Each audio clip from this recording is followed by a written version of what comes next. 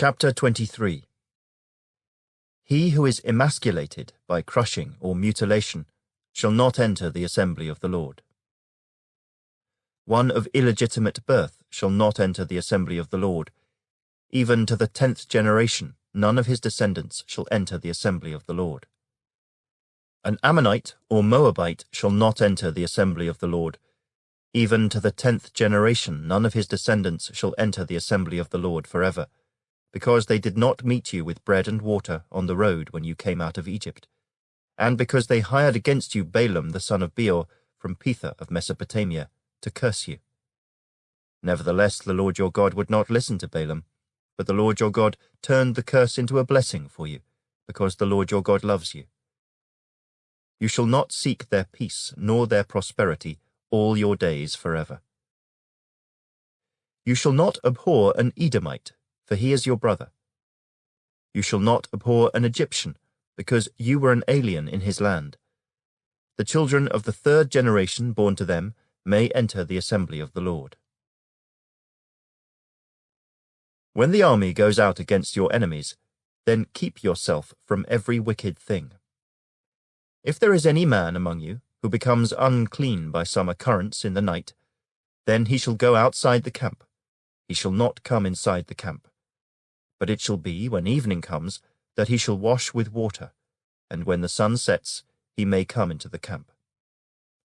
Also you shall have a place outside the camp where you may go out, and you shall have an implement among your equipment, and when you sit down outside, you shall dig with it and turn and cover your refuse. For the Lord your God walks in the midst of your camp, to deliver you and give your enemies over to you.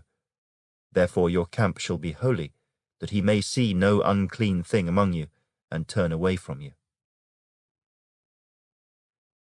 You shall not give back to his master the slave who has escaped from his master to you.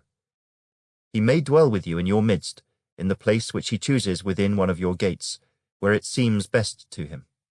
You shall not oppress him.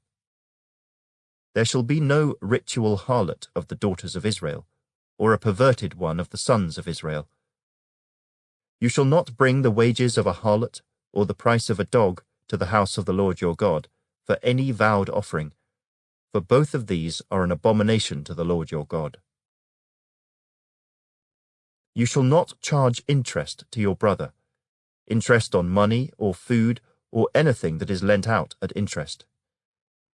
To a foreigner you may charge interest, but to your brother you shall not charge interest, that the Lord your God may bless you in all to which you set your hand in the land which you are entering to possess. When you make a vow to the Lord your God, you shall not delay to pay it, for the Lord your God will surely require it of you, and it would be sin to you. But if you abstain from vowing, it shall not be sin to you. That which has gone from your lips you shall keep and perform, for you voluntarily vowed to the Lord your God what you have promised with your mouth. When you come into your neighbor's vineyard, you may eat your fill of grapes at your pleasure, but you shall not put any in your container.